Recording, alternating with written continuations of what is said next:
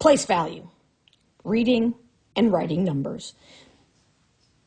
Not saying you have to memorize all of this, but sometimes it helps just to have an idea of what's happening. So when you're thinking about place value, the big key is recognizing the decimal point. The decimal point is synonymous with the word and. So you have this number and then the partial of a number, right? That's kind of the key there.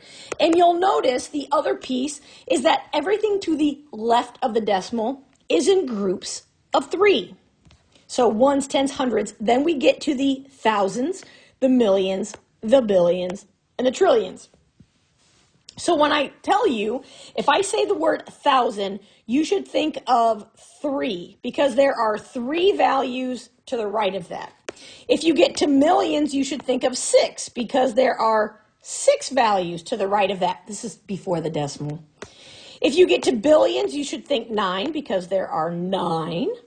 And trillions is 12 because there are 12 values past the trillions to get to a decimal. So if you think of that, 3, 6, 9, 12, in that order, that with those numbers, that will help you. Okay, so let's play with this. Let's write the name of 156,890,763,251 and 7/10. Now I just said it, but thinking through this, we have the decimal point here. So 1 decimal past means this is tenths because it's to the right of the decimal. We know that this is 251. That's kind of the basic. The next piece is thousands, right? Because there's 3 to the right of that. Then we get to millions, and then we get to billions. So that's how you write it. 156 billion 890 million 763,000 251 and 7/10. And that is how you would write that number out. It's real long. But it's just basic idea of this number with billions attached to the end. And that takes us to the idea of standard form, word form, and short word form. Okay, so if we think about in standard form, I have this number. Okay, group of 3, group of 3. There are 6. We know that 6 means million. So I have 8 million. In short word form, we use the number and then million. So the million tells you there are million means there are 6 places after the 8. So we can go backwards also. If I say 5.5 billion, okay, well, let's jump to standard form first, and then you can go to word form here in a minute. Billion means 9. So if you see a decimal place, if I move it 9 places to the right, that's my number in standard form. Okay, so I have this 5, and now I go 1, and then I'm going to have, since that was 1, I'm going to have 8 zeros. 1, 2, 3, 4, 5, 6, 7, 8. I'm going to use some commas here to dictate. So you'll notice that's 9 places past the decimal. So in standard form, this is what you see.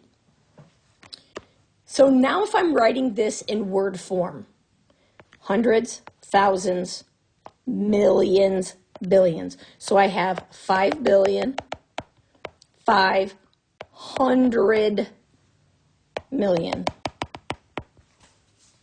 Because that's what this is. It's 500 million. And that's the idea of going between these. So the really big skill that we need to master here is going from short word form to standard form, because that is what we're going to use throughout the course. So when you see a number followed by a word that represents numbers, you've got to think 3, 6, or 9. It's your big key. So million is 6. So where's the decimal point? When you see 469, where's the decimal point? Well, it's at the end, right? Because if you don't see a decimal, it's at the end. So I need to move my decimal 6 places to the right. 1, 2, 3, 4, 5, 6. And because there were no other numbers, these are all filled in by zeros. So in standard form, I have 469 million. And that's what it looks like.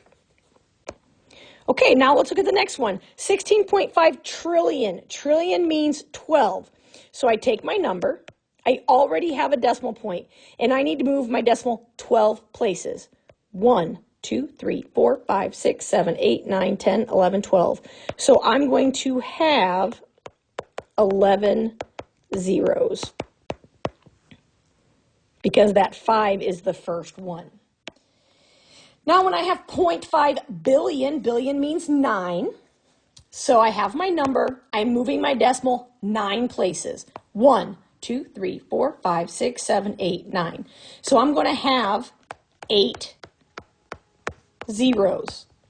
Because again, that 5 takes care of the first one and the rest have to be zeros. So there is 0.5 billion, which is the same as 500 million if we're talking about short word form.